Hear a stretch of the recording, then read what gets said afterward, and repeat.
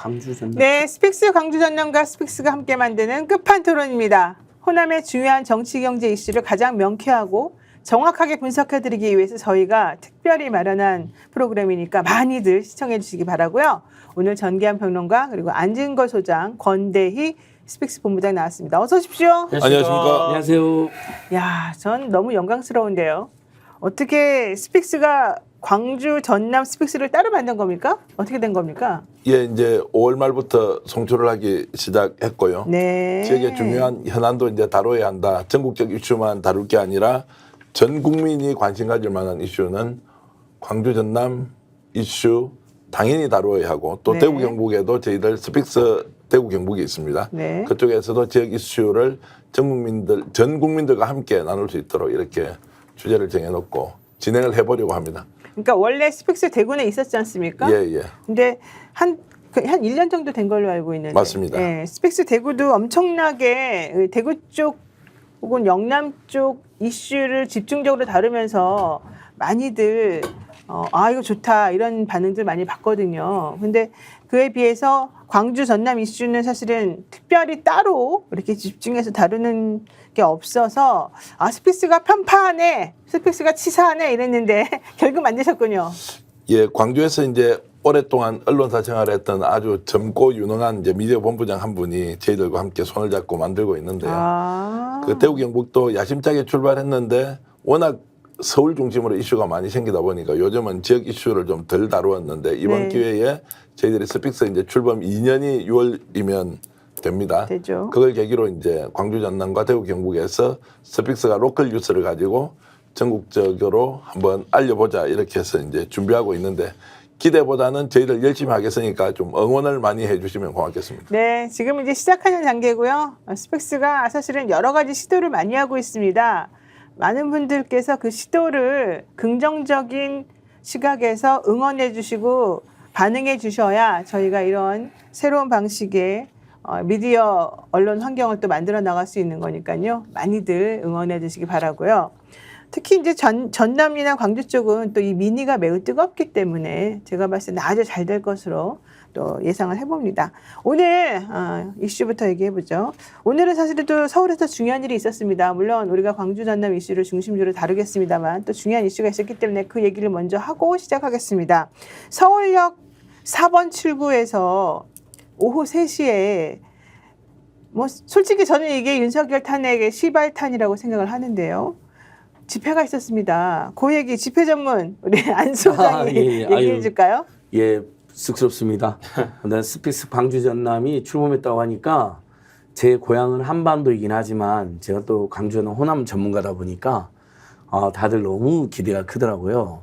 광주 전남에서 본격적인 어떤 정치 토론, 시국 좀 토론. 그래서 호남의 정치도 발전시키고 쇄신시키고 또 민주 세력의 단결과 연대를 크게 증진시키고 고양시키는 방송이 될까 기대가 크더라고요. 스픽스가 곧 이제 100만이 되지 않을까 저는 이제 지금 89만이니까. 예. 네. 호남 분들의 폭발적 관심으로 스픽스가 100만이 될 거라 생각합니다. 토요일 3시 원래 이제 매주 토요일 5시에 촛불행동 촛불 집회만 있었는데 네. 그게 최근에는 금요일 날 있는 송영길 석방 집회가 하나 있고 또 토요일 날 2시에는 2차 양명주 시민연대라고 해서 별도의 또 집회를 용산 관저 앞에서 했는데 그분들이 전부 다 3시에 모여든 겁니다. 네. 그리고 뭐 야당도 다 모여든 겁니다. 그럼 이게 2016년도에 박근혜 퇴진 비상국민행동이랑 비슷하게 가는 거죠. 그때도 처음 집회 때는 3만 명 정도만 모였습니다. 나중에 10만 명, 20만 명, 뭐 200만 명까지 늘어났는데요. 네. 이 거부권을 10번째 행사하고 민심을 전면적으로 짓밟고 있는 윤석열, 이제 탄핵이든 퇴진이든 하야든 뭐 여러 방법을 통한 임기 단축이든 뭐라도 해야 된다라는 민심이 오늘 응축됐고 굉장히 수없이 많은 인파들이 모여들었다. 기존에 이제 시민단체들은 거부권을 거부하는 공동행동이라는 걸 만들었거든요. 민변이나 참여연대 같은 큰 단체들이. 그 단체들도 대거 결합하고 해병대 예비역연대, 정의자유해병대연대 등 해병단체들까지도 대거 결합함으로써 이제 범국민적 항쟁이 시작되었다. 이제 저는 야당들이 단단히 마음을 먹어야 되는 건 한 번 하고 그치면 안 된다. 그럼요. 매주 하는 게 어렵다 하더라도 분명히 재의결을 앞두고 또 국회 앞에 다 모여들어야 되고요. 27, 28일. 그럼 재의결이 되면 된 대로 몰아내는 투쟁을 해야 되는 거고 만약 재입이 부결되면 더 큰 분노로 2차 집회, 3차 집회를 해나가야 된다. 이렇게 지금 호소드리고 있습니다. 오늘 집회의 의미가 무엇인지 좀 확인해 봐야 되는데요. 오늘 집회의 특징은 그동안 사실 소극적으로 눈치만 보던 민주당 의원님들께서 많이 모였다는 얘기가 있습니다. 그러다 보니까 이제는 국회의원들도 우리 시민들만 내보내는 게 아니라 본인들도 직접 뛰어서 이 상황에 대해서 책임을 지려고 하는구나 이런 생각을 제가 좀 했는데요. 전 평론가님께서 도대체 이것이 무슨 뜻인지 앞으로 어떤 함의를 가지는지 설명을 좀 해주셔야 될 것 같아요. 민주당 국회의원 현역과 당선인 그리고 조국혁신당에 있는 이제 당선인까지 해서 170명 이상 모였다는 것은 이미 시민들과 함께 최당면 특검을 통해서 윤석열 정권과 이제 일전을 불사하겠다는 거 아닙니까? 그 일전의 내용은 단순히 자극을 줘서 국정 운영을 정상화시키겠다는 것이 아니라 이 정권이 갖고 있는 행태를 국민의 이름으로 심판해서 네. 법과 제도가 보장하는 범위 안에서 어떤 식으로든 정권을 끝낼 수도 있다. 이제 이런 단단한 각오를 국회가 아닌 공간에서 이제 하는 걸로 봐서는 저는 이제 탄핵으로 가는 열차가 출발했다고 생각하고요.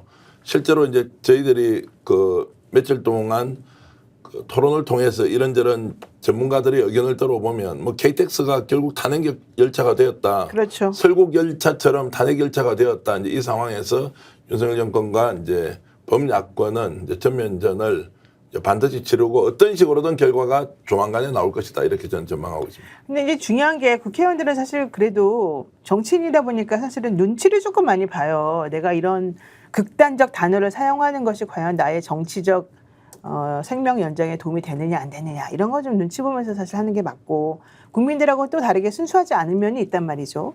그런데 이번에 민주당에서 어쨌든 탄핵이라고 하는 거를 일부러 꺼내고 그리고 또 지도부를 중심으로 해서 많은 분들이 나와서 국민들과 같이 이걸 외치고 이랬다는 거는 전면전을 펼치겠다. 우리 앞으로 이 방향으로 가겠다. 우리 같이 합시다. 이제 이 얘기하는 거지 않습니까?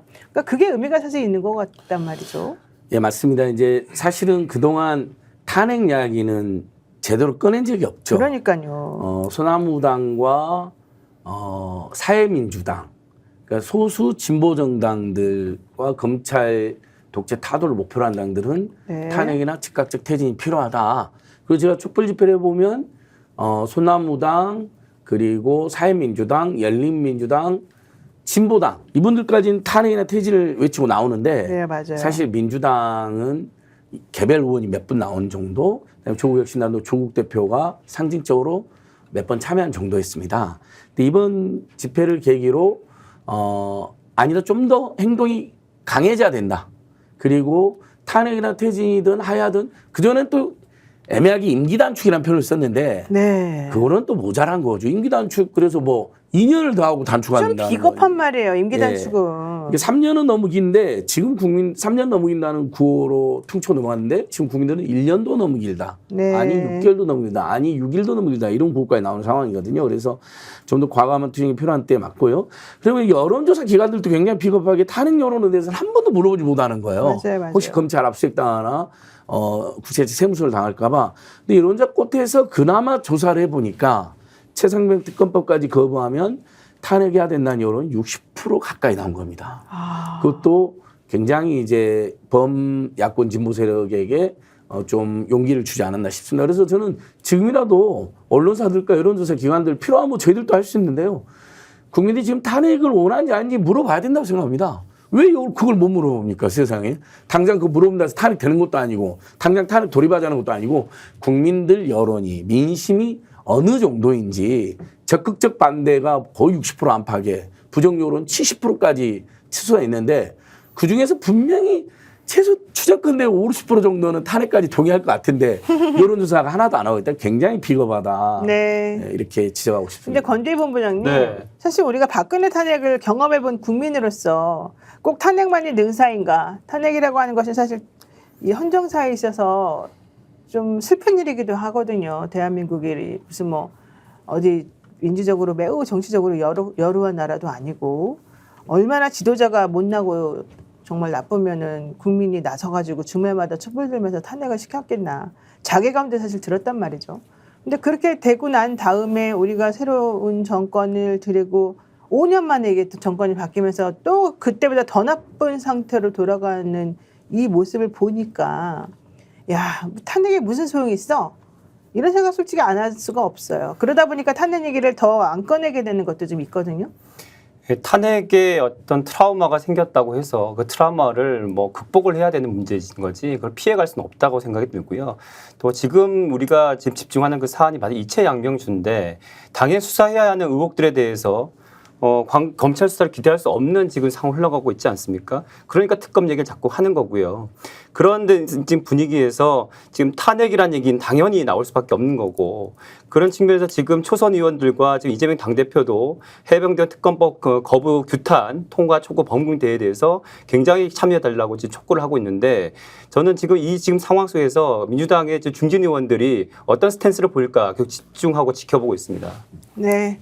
자, 탄핵 얘기랑 이번에 있었던 그 서울역 집회에 대해서는 여기까지 좀 정리를 해보고 혹시 뭐 더 얘기하고 싶으신 거 있으실까요? 그러니까 국회의원들이 자발적으로 나왔느냐 아니냐라는 뭐 질문 던질 수 있는데요. 국민들이 지금 뭘 원하는지 저는 정치가 국민보다 앞서간다 그런 기대 좀 접은 지 오래됐고요. 지금 총선에서 어떤 국민들의 바람이 있었는지 더 이상 국회가 정치인이 민주당이 범야권이 무시하고 갈 수가 없다. 그래서 이끌려가는 측면도 있는데 이런 흐름들은 훨씬 더 강화될 것이다. 그래서 기왕에 국민들이 떠밀어서 나왔으면 제대로 싸워서 국민들 원하는 목적까지 꼭 달성해 주기를 바라겠습니다. 네. 오늘 우리들의 얘기가 사실은 우리 국민들, 우리 시민들이 느끼는 그 감정하고 똑같을 것이라고 저는 솔직히 생각을 합니다. 총선 끝나고 난 다음에 사실은 기대가 컸던 게 사실인데요. 저는 대통령이 조금이라도 바뀔 줄 알았어요. 솔직히 말하면. 그렇죠. 그런데 대통령이 바뀌기는커녕 바뀌는 신용만 좀 하려다가 그냥 도로 그전보다 더 당당하게 나오는 모습을 보고 와 이게 정말 일반적인 사람하고는 다르구나 이 생각 하나 했고요. 만약에 그분이 그렇다면 대통령실에 있는 다른 사람이라든가 참모라든가 이런 사람들이라도 또 내지는 여당이라도 저는 달라질 것이라고 봤는데 다 똑같은 거예요. 하나도 안 달라졌어요. 바뀐 게 아니라 더 심해졌죠. 그러니까요. 더 악화됐다는 평가 많습니다. 네. 그 어쩔 수 없이 기자회견 했는데 거짓말을 대놓고 하잖아요. 다 우리 국민들은 이종섭한테 전해서 왜 임성근을 수사하려고 해? 경로라고 빼! 그 사람 빼! 뭐 그런 일로 처벌하면 어떡해! 다 이렇게 알고 있는데 기자가 물어보니까 10며칠 만에 이종섭한테 전화한 건 맞대. 전화했다는 자백은 이번에 들어왔어요. 굉장히 중요해요. 전화한 건 맞다. 예. 다만 화는 냈는데 왜 그렇게 무리한 수색작전 했냐라고 화를 냈다는 건데 그게 사망사고 있은 지로 10일 후쯤입니다. 왜 그때서 전화를 해갖고 경로를 했다는 거짓말이거든요. 이것은 닉슨 게이트처럼 거짓말로 날아갈 사안 정도의 폭발력이 있다. 뭐 이런 거 거짓말만 봐도 그렇고요. 그다음에 네. 수사팀 모두 김건희 여사 관련 모든 의혹의 1차장, 2차장, 3차장 다 날리고 오히려 이제 자기 신복들 중심으로 지금 심으려고 하고 있거든요. 그러면서 딱 수사팀 학살하자마자 김건희 공개행보 더 당당하게 보란 듯이 뭐 그동안 뭐 아팠다, 뭐 야유였다, 뭐 이런 소문 들었는데 거짓말했어. 더 당당히 더 탱탱해졌어요. 탱탱해져요? 예, 그러니까 이것은 뭐 외모 평가가 아니라 네. 전체 느낌을 말하는 겁니다. 그 사람 태도를 말하는 겁니다. 태도. 그랬죠. 그다음에 세상에 박근혜 정권을 망친 문고리 3명 정호성을 비서관. 와, 이건 정말 여러분 저는 진짜 질렸어요. 저는 윤석열 완전 자승 잡은 게요. 자기들이 박근혜 탄핵 세력이랑 한 몸이라는 국정농단 세력, 문고리 세력이라는 것을 스스로 자백하는 꼴에 다름없어요. 네. 와, 이 정부가 윤석열 꼴 미쳤구나. 아예 막 나가는구나. 네. 그리고 정무기능이나 텐스맨 또는 뭐 레드팀이 아예 없구나. 그 사이에 정책 원son도 여러 번 있었죠. 네. 직구 금지하려다가 얼마나 또 난리가 났습니까? 그래서 탄핵을 오히려 앞당기는 짓만 하고 있다. 근데 그 행태가 너무 가관이라는 거죠. 오히려 당당하고 고압적이고. 그래서 우리 국민들께서 이제 아까 말씀하신 3년이 너무 긴 게 아니라요. 네. 6개월도 너무 길다. 올해 안에 정리해야 된다. 몰아내야 된다라는 아니, 여론도 급속도로 퍼지고 있습니다. 정호성 전 비서관은 2013년부터 16년도까지 청와대 부속비서관으로 근무를 하면서 이른바 문고리 3인방 중 한 명으로 꼽혔습니다. 이 문고리 3인방은 예전에 중국에서 그 십상시라고 불리는 이 죄송합니다만 내시, 뭐 환관 이 자기네끼리 이 폐하, 이 황제를 꽁꽁 묶어가지고 자기네 마음대로 해먹었던 그 아주 나쁜 사람들 아무도 못 들어오게 하고 자기가 포위해가지고 나의 모든 통로는 나를 통해라 뭐 이제 이래가지고 정권을 장악했던 그 사람들 우리가 일컫는 말이었었는데 그게 바로 박근혜 대통령이 정치를 했던 정권을 잡았던 그 타임에 딱 문고리 3인방이라는 이름으로 이 사람들이 십상시에 대비돼서 맨날 얘기됐던 거잖아요. 그리고 이들이 바로 비선으로서 이들이 모든 권력을 좌지우지했다는 의심을 그때 받았던 거고 그 사건을 수사했던 사람이 바로 윤석열 대통령이잖아요. 그리고 그 사건 수사하면서 이 사람들 정말 잘못했다 이러면서 감옥 보낸 게 또 윤석열 대통령이에요. 그래놓고는 이제는 그 사람을 또 다시 사면 복권해주고 다시 또 자기가 그 사람을 비서관으로 채용을 해요. 와 정말 너무너무 놀란 게 이때 정 전 비서관 휴대폰에 담긴 통화 녹음이 2016년도에 국정농단 사건 수사에서 결정적인 증거가 됐었었고 이후에 윤 대통령이 바로 박영수 특별검사팀 수사팀장과 서울중앙지검장을 지내면서 수사를 했고 본인이 대통령이 되자마자 이 사람을 사면 복권시키고 이제는 시민사회수석 산하 3비서관에 내정을 해서 24일부터 근무한다는 겁니다. 이게 도대체 무슨 미친 사람도 아니고 이 대통령은 자기가 수사하고 자기가 집어넣고 자기가 빼주고 자기가 다 해결해주고 그래놓고 또 공천도 주고 뭐 자리도 내주고 뭡니까 이게 도대체가. 이유가 있지 않겠습니까? 정호성 전 비서관을 윤석열 대통령이 다시 선다. 이유가 있지 않겠습니까? 이유가 뭐예요 도대체가. 그러니까 그 이유를 지금 알 수 없기 때문에 내피셜로 말씀을 드릴 수는 없고요. 누가 보더라도 그 이유를 합리적 추론으로는 지금 분석할 수가 없습니다. 어느 누구도 분석할 수 없습니다. 대통령실 내에서 정상적으로 정무활동을 하고 있는 사람이라면 분석 안 될 거고요. 네. 국민의힘조차도 집권 여당이지만 왜 대통령이 정호성 전 비서관을 써야 되는지에 대해서도 설명을 할 수 없을 겁니다. 야당은 지금 조금 전에 말씀하셨듯이 이게 정말로 질려버리잖아요. 너무 질려요. 질려버리잖아요. 설명할 수가 없기 때문에 그러면 뭔가 우리가 일반적으로 생각하지 않는 다른 이유가 있었을 테고요. 그것을 정책 결정까지 가는 그 과정은 매우 비정상적으로 이루어졌을 것이고 그런데 이제 곧 나올 겁니다. 뭐 이 결정 과정에 혼자서 단독으로 이렇게 할 수가 없기 때문에 어떤 식으로든 얘기가 나올 건데 좀 더 지켜보고 지금은 너무 추론을 또 사실화시켜서 비판하면 문제가 생기기 때문에 여하튼 왜 이렇게 상상 초월이다. 왜 이렇게 조심스러워요? 나는 너무 뻔할 것 같은데. 아니 그저께 나온 뉴스 중에 하나가 뭔지 아세요? 유영아 당선자가 사실은 지난번에 4월 10일 총선 즈음에 박근혜 윤석열 대통령 간의 공천 거래에 의해서 공천을 받았고 그래서 당선이 됐다는 얘기였잖아요. 그 사람이 바로 박근혜 전 대통령이 쓰던 의원실을 물려받아가지고 그 방에서 의원 활동을 시작했다는 얘기도 나왔습니다.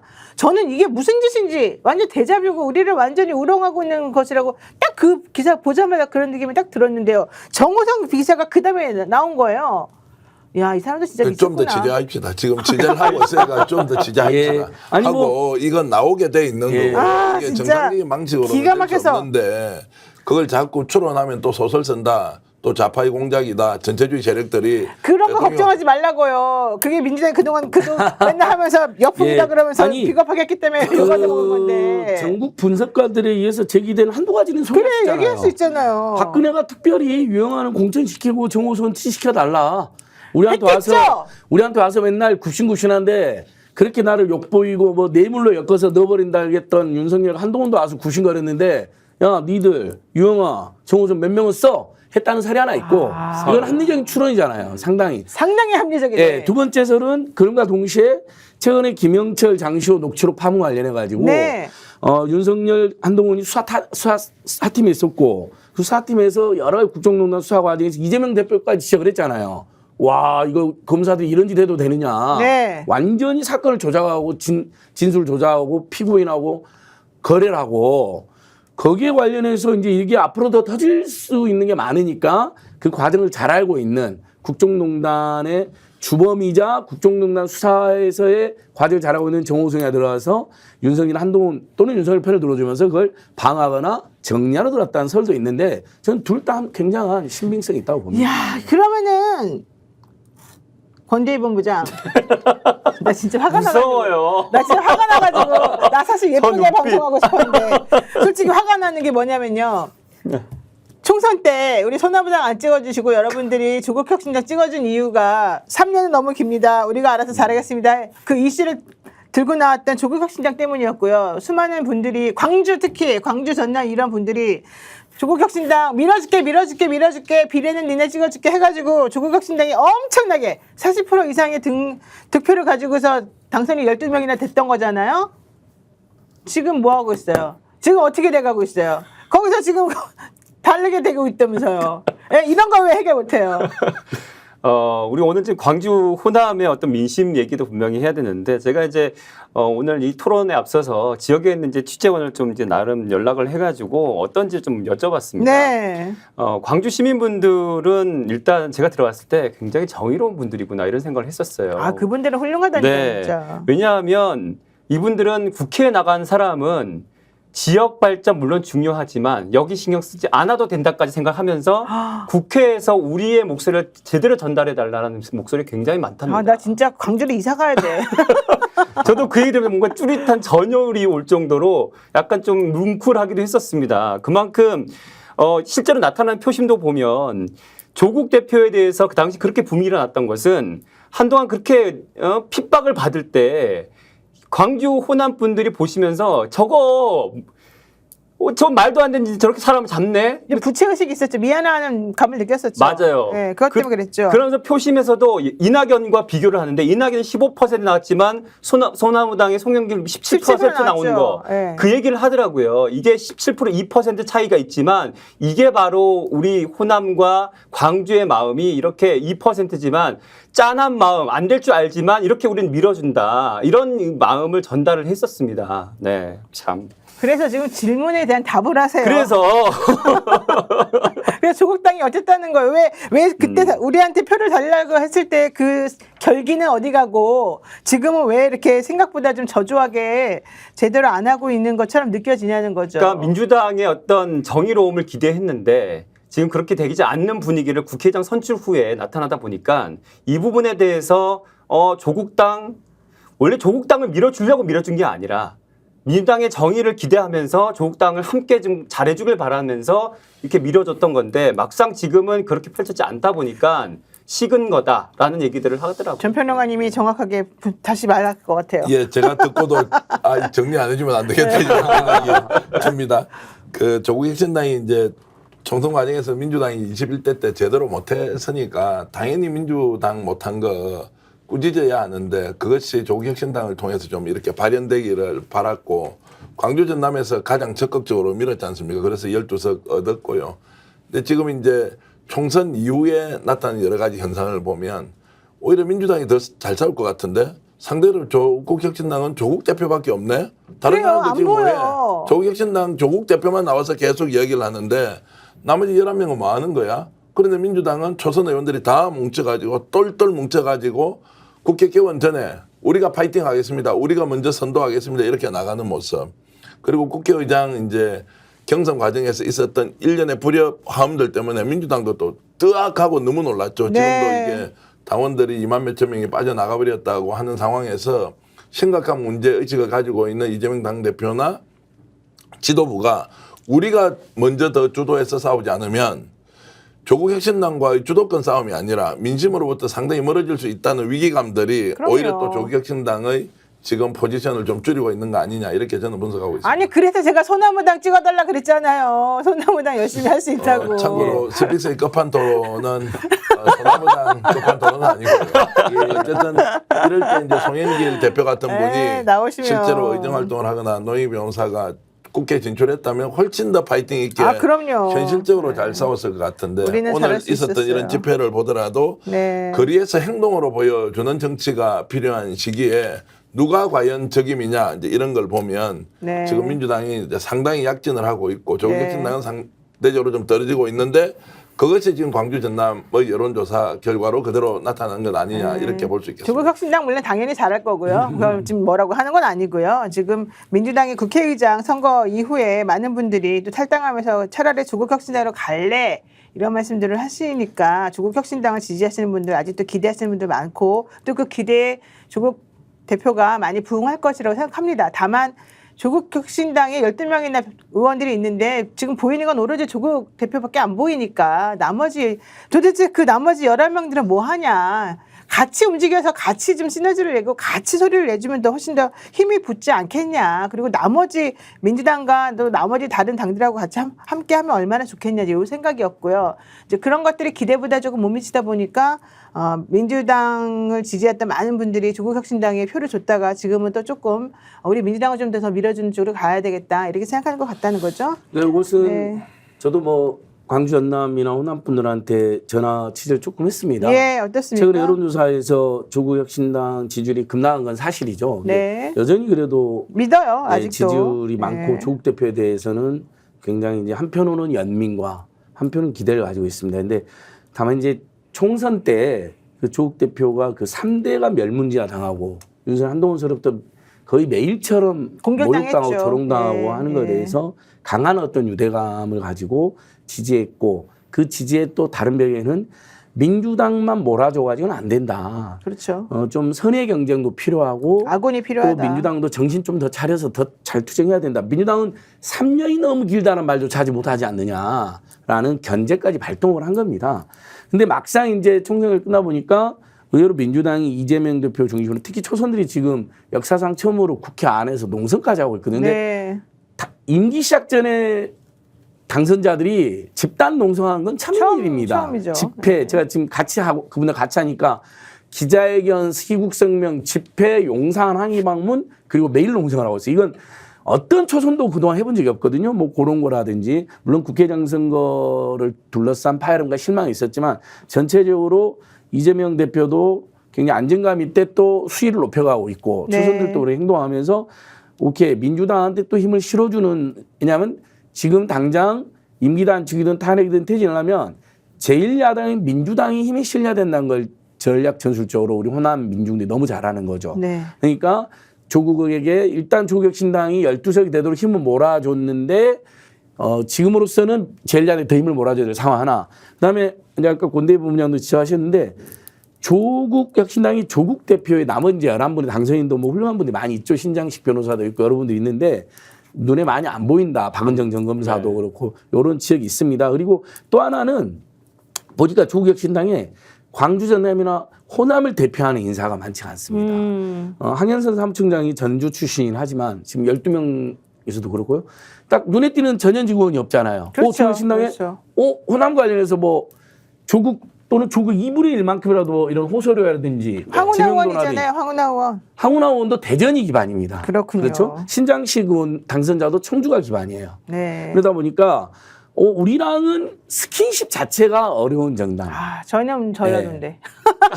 예. 이제 그래서 이제 예. 상대적으로 우리 송영길 대표님이나 노영희 변호사 같은 분들이 더 또 네. 광전하면서 거론이 되는 부분이 있을 겁니다. 알겠습니다. 그 세 세력에 대한 선의 경쟁이 불가피하게 있을 수 있는 거죠. 네. 그래서 이제 그러면서 급락한 것 같았는데 이제 다만 조국 대표가 12명과 함께 들어가고 정말 잘 싸운다 더. 뭐 저는 지금도 열심히 했다고 보지만 네. 더 잘 싸운다 그러면 민주당하고 다시 지지로 호각세가 될 수가 있죠. 그럼요. 그리고 서로 시너지가 나야 됩니다. 예, 맞습니다. 이게 지금 서로 반대되거나 적대적 관계가 아니기 때문에 저는 서로 머리를 잘 써서 이번에 문재인 대통령이 노무현 서거 15주년 주도식 할 때 얘기했잖아요. 야당끼리 연대해가지고 결과물을 좀 내달라. 그게 바로 조국 대표하고 이재명 대표에게 같이 한 말이었었거든요. 자, 저는 그래서 중요한 게 이거라고 봅니다. 호남 민심의 본질이 무엇인가를 정확히 아는 것이 중요하다. 특히 결국은 힘 있는 야당 이런 것들이 매우 필요하고 그동안의 호남 주민들 특히 광주나 이 전남 전북도는 상대적으로 영남이나 뭐 부산이나 경북 이런 데에 비해서는 상당히 낙후되어 왔고 제대로 지역이 경제 활성화가 이루어지지 않았던 곳이잖아요. 뭐 나주 산단이 나중에 이제 만들어지긴 했습니다만 그것 좀 생각보다는 기대에 못 미치게 지금 돌아가고 있단 말이죠. 저는 그런 의미에서 그럼에도 불구하고 광주나 이 전라도에 계신 많은 분들이 우리 쪽 지역을 많이 활성화시켜 주세요. 이런 측면에서 투표를 하기보다는 저 같으면 사실 그렇게 투표할 텐데 그렇게 투표를 하기보다는 그래도 우리 대한민국을 위해서 잘 싸워줄 사람을 보고 내가 밀어줄게요. 이런 걸 많이 하시는 걸 보고 아 이분들은 정말 너무 대의적이고 너무 공익적이다 이런 생각을 했거든요. 하지만 저는 이제 앞으로는 지방선거가 남아있지 않습니까? 그래서 그런 의미에서는 오히려 이 민주당이 조금 신경 덜 쓰는 부분 내지는 너무 자기네 잡은 토끼라고 신경 안 쓰는 이런 부분들을 이제는 조금 그렇게 생각하지 말고 목소리를 내서 오히려 광주나 호남에 계시는 전라북도나 전라남도에 계시는 많은 분들이 목소리를 내서 당당히 요구하고 그런 쪽으로 좀 많이 발전을 시켜야지 저는 앞으로 정치에서도 이분들의 몫이 커질 거라고 생각하거든요. 어떻게 보세요? 저는 이제 광주 전남 바라보면 매우 전략적인 투표를 하고 있다. 네. 선택지를 넓혀가는 그런 집단지성은 또 뭐냐. 제가 대구 경북을 기반으로 이렇게 생활하고 있지 않습니까? 그렇죠. 대구 경북은 그냥 몰빵이에요. 항상 몰빵이에요. 항상 몰빵이에요. 이유가 없습니다. 뭐 선거운동 할 필요도 없대요. 그래요? 그러니까요. 네. 그래서 요즘은 이제 말뚝만 꼽으면 된다 하는데 다른 말로 바뀌었습니다. 깃털만 가져와도 된다고. 굳이 꽂을 필요도 없이 그냥 깃털만 이렇게 흔들어도 된다 이런 이야기까지 있는데 광주 전남은 확실히 전략적이다라는 생각이 들고요. 그런데 희한하게도 대구 경북과 광주 전남은 공통점이 또 있습니다. 1인당 GRGP라고 1인당 지역 종생산이 대구 꼴등, 광주 꼴등 왔다 갔다 하고 있고 그게 한 20몇 년째 똑같이 이루어지고 있을 겁니다. 그러니까 지역의 낙후성이라는 것은 상대적으로 정치적 다양성이 존재하지 않으니까 오히려 그것이 지역 발전에는 도움이 되지 않는다 이제 이런 것인데 오늘 저희들이 이제 조국혁신당이 지지율이 급락하는 것은 민주당이 잘하는 것도 있지만 거꾸로 얘기하면 민주당이 잘 못하면 조국혁신당이 지지율이 높아질 수 있는데 현재까지는 조국혁신당 국회의원들이 하고 있는 행태, 당선인들의 행태가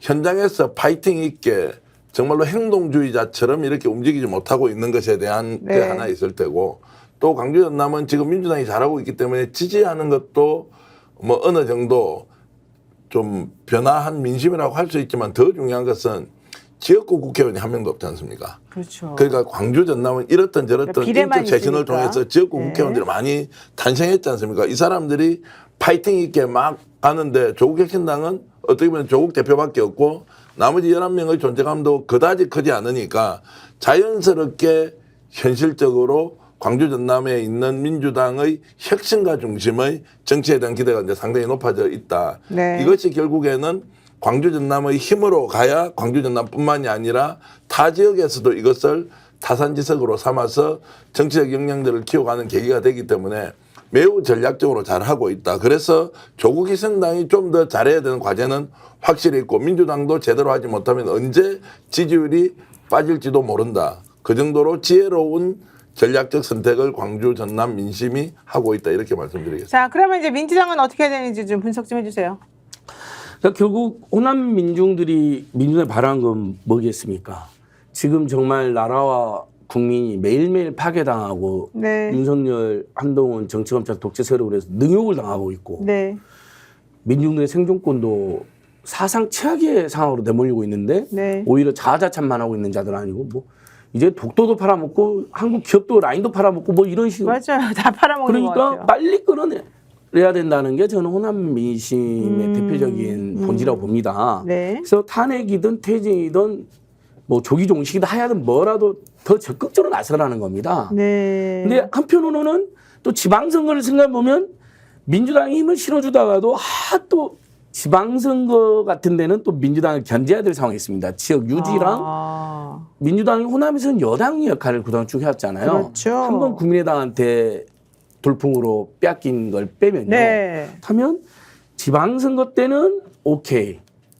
호남에서는 진보당의 인기도 상당히 높습니다. 네. 이번에 그 진보당 3명 당선자 중에 전종도 의원 같은 경우는 화순 출신으로 전남 도의원까지 했어요.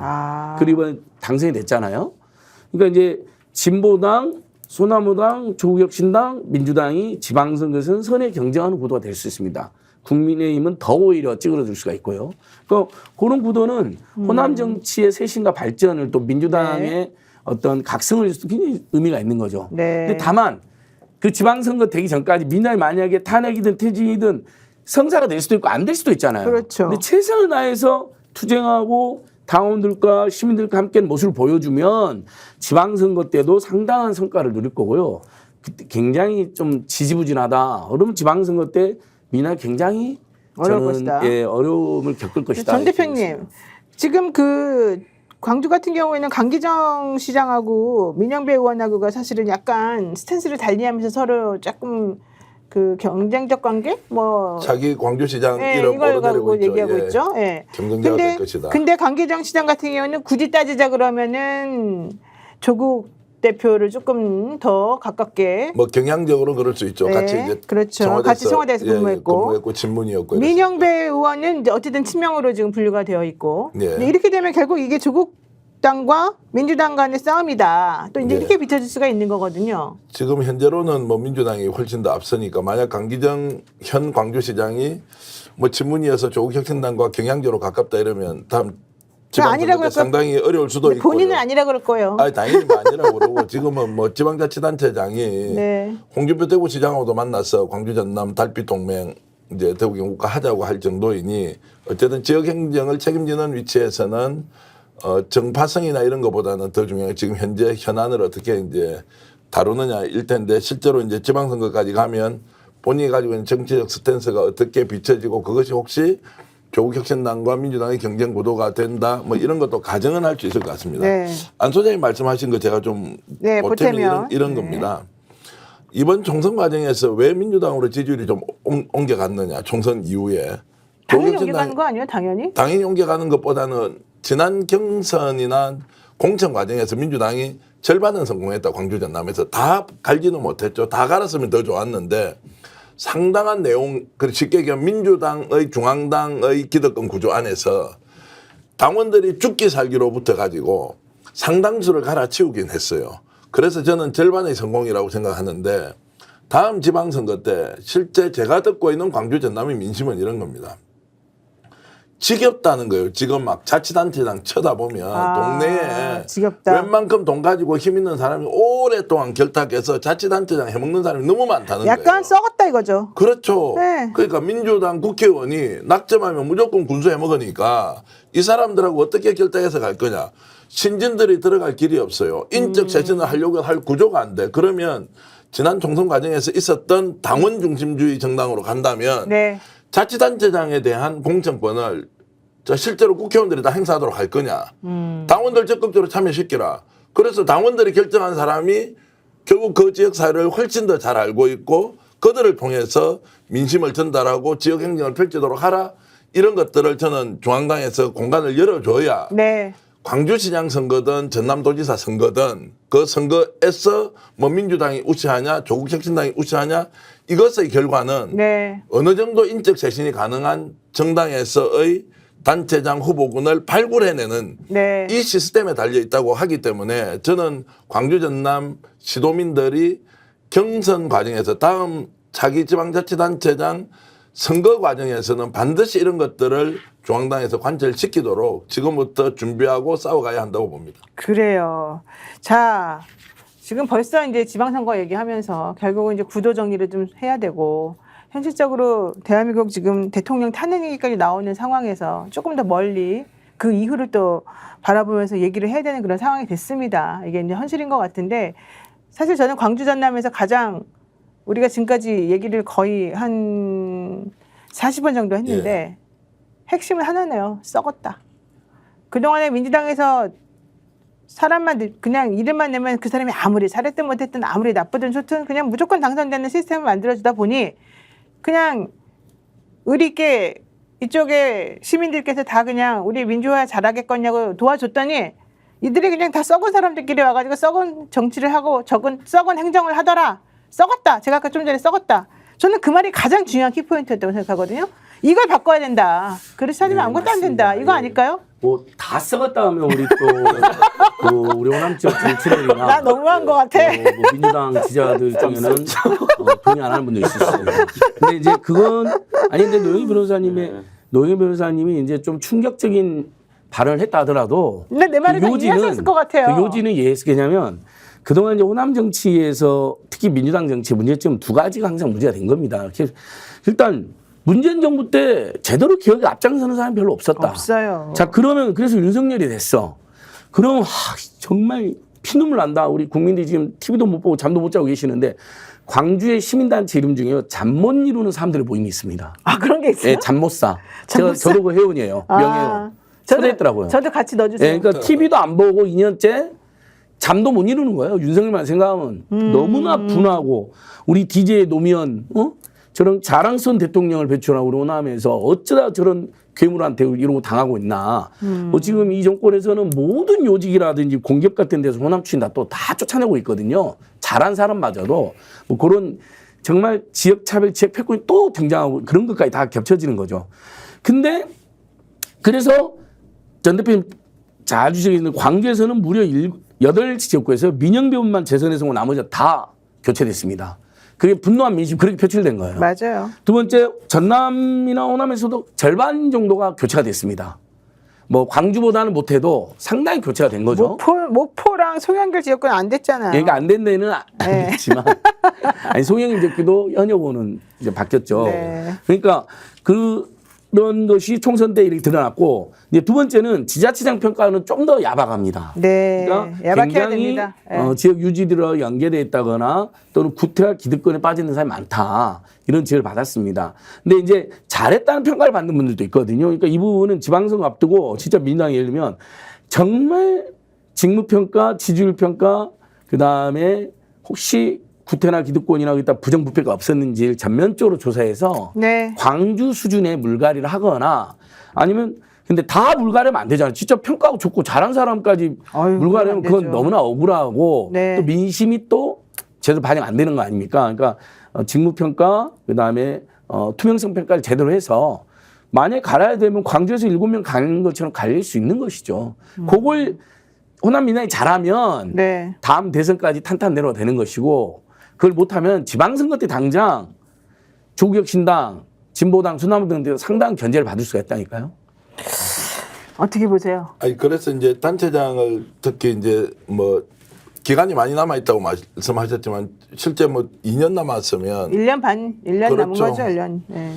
자 이걸 어떤 방식으로 이제 물갈이를 통해서 좋은 정치를 할 거냐이지 않습니까? 좋은 정치를 하면 좋은 사람이 뽑혀야 하는데 그러면 그 좋은 사람을 뽑도록 당 내에서 경선 구조를 만드는데 국회의원한테 힘을 많이 실어주는 것이 좋으냐, 당원들에게 힘을 많이 실어주는 게 좋으냐, 또는 여론조사를 통해서 하는 것이 좋으냐, 이런 여러 가지 방법을 가능한 한 직접 민주주의에 가깝도록 당원들이든 또 시민들이든 유권자가 선택할 수 있는 기회를 좀 더 많이 만들어주고 당에서는 도저히 안 되는 하위 30% 뭐 또는 뭐 하위 40%를 정리해 주는 정도 역할 분담을 통해서 실질적으로 국민들이 생각할 때 아 내가 지지 않은 사람이 단체장이 될 가능성이 훨씬 더 높구나라는 이 효능감을 느끼게 해줘야 그렇죠. 더 좋은 정치가 되고 그럼 이분들도 어떻게 정치하느냐?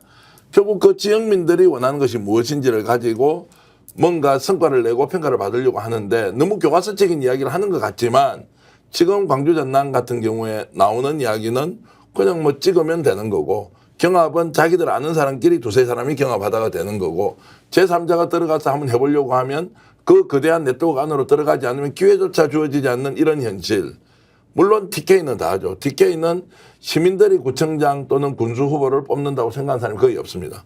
국회의원이 알아서 갈라먹게 한다는 거 있는데 어쨌든 그런 것이나 광주 전남에서 공천 구조나 이런 것들을 깨나가야 하고 깨나가지 않으면 우리가 이렇게 방송할 이유도 없죠. 네. 좋은 사람 정치해야 나라가 좋아지는데 그걸 어떤 방식으로 뽑을 것입니까? 우리같이 여러분들이 방송 많이 봐주시는 분들이 끊임없이 당에 요구하고 지역사회에서 이걸 여론화시켜서 가면 더 좋은 사람이 나와야 더 좋은 정치를 할 수 있다. 이런 것은 꼭 다짐을 하면 좋겠습니다. 네, 여러분 스픽스 광주 전남 이번에 저희가 만들면서 스픽스와 함께 가열차게 그리고 또 열심히 한번 이 현안, 지역 현안과 관련한 또 아주 이 특이한 이 광주 전남에만 있는 특이한 문화와 관련해서 한번 집중적으로 얘기를 다뤄보려고 시도를 해봤습니다. 어떻게 보셨는지 잘 모르겠습니다만 저는 만족스럽네요. 선생님 솔직히 이게 편하네요. 광주 전남에서는 첫 번째 토론 아닌가요? 네. 그렇습니다. 다음부터는 이제 광주 전남 전현직 의원들도 네, 모셔가지고 모시고 예. 사실 저보다 더 호남 전문가들 그러니까 호남에 기반하면서 서울과 전국 왔다 갔다 하는 분들이 제일 전문가예요. 네, 그렇죠. 저들처럼 이제 내 고향은 한반도긴 하지만 서울이나 중앙에 있다가 이제 호남 가끔 가거나 종종 가는 정도로는 네. 지역 민심을 다 모릅니다. 그래서 아마 오늘 좀 저희가 부족한 면도 있을 수 있을 겁니다. 근데 그건 향후 우리 저희들이 보완해 나갈 수 있을 거라고 보고요. 저도 그래서 스픽스를 민영배 의원 사랑하는 한번 사람으로서. 제가 모시려고요. 아, 그렇죠. 지금 네, 이제 네. 민당 전략기획위원장이고 차기 광주시장 후보고 네. 아까 말씀하신 구도가 맞습니다. 강기정 시장은 대표적인 친문 인사로 분류되는 분이죠. 또 586의 상징성도 가지고 있고 근데 민영배 의원은 대표적인 친명? 거의 네. 찐명? 찐명. 이 정도의 상징 가지고 있고 이번에 그래서 광주시당 선거가 전국 선거에서 가장 관심 가지는 가장 여러 가지가 관심적이죠. 있는데 예. 아까 전 대표님 말한 것처럼 민주당이 당원과 시민들의 여론을 더 많이 반영하려고 그러거든요. 그렇죠. 심지어 국회의장이나 원내대표는 그동안 원내 선거니까 개입 안 하고 있는데 네. 아니다.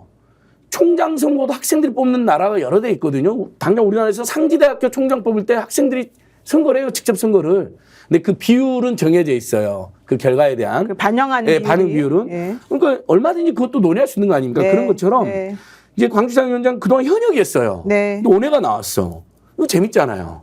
근데 이제 민영배 의원이 강의원 그 더민혁신의 사무총장을 민다는 이야기도 있어요. 네. 둘이서요. 그러니까 이제 그렇게 하고 만약에 현역 의원하고 이렇게 선거했다 재밌잖아요. 네. 당원들과 시민들이 또 그걸 뭐랄까요? 즐기면서 즐겁게 주권자로서 맞습니다. 이번에 참여하는. 네. 그래서 얼마든지 저기 민주당 호남에서 네. 오히려 원외 세력들까지 다 나서서 경합을 하는 것이 저는 민주당 누가 될지 모르지만 민주당 발전에 도움이 된다고 일단 봅니다. 제가 민영배 의원 꼭 모시고 우리 광주남 스픽스 여러분들께 한번 토론하는 기회를 가져주도록 하고요. 전 대표님 마지막으로 정리해 주세요. 예, 그래서 이제 이런 토론이 결국 지역 정치를 발전시켜서 나라 정치가 더 이제 좋아진다 이런 전제로 이제 시작했는데 아무래도 이제 지방자치단체장한테 지역에 있는 신문 방송은 많이 좀 위축이 돼 있거나 그렇죠. 또 그들의 또 입장을 반영해 줘야 되는 상황이 있는 걸 잘 알지만 공론화 과정에서 적정한 수준에서 논쟁과 토론을 많이 하고 그 과정에서 시민들이 도민들이 원하는 방향으로 결과가 좀 나오도록 하는 데는 모든 언론이 함께 나서야 되지 않겠느냐. 그리고 네. 이제 방송에서 말씀드리면 스픽스 광주 전남에 대해서 구독 좋아요 이것도 눌러주시지만 광주 전남에서 정말로 스픽스에 나와서 나 정말 토론하고 싶다 논쟁할 수 있다 중요한 현안 하나하나를 다룰 때 출연 요청해 주시거나 본인 의견을 담아서 전달하고 싶은 분 있으면 언제라도 저희들 스픽스 문 두드려서 네. 주시면 반영해서 출연이 아니더라도 영상이라도 만들어서 여러분 의견 반영하고요. 결국에는 지역의 정치가 좋아야 나라의 정치가 좋아진다라는 전제로 저희들 열심히 주제를 찾고 토론하고 논쟁하면서 여러분들과 함께 더 좋은 대한민국을 만들어 가고 싶습니다. 네, 지금까지 스펙스 끝판토론 광주편 나와주신 세 분께 감사하다 말씀드리고요. 오늘 여러분하고 또 이 시간 좀 정리해야 될 것 같습니다. 모두 감사드립니다. 행복한 시간 되시기 바랍니다. 고맙습니다. 고맙습니다. 감사합니다.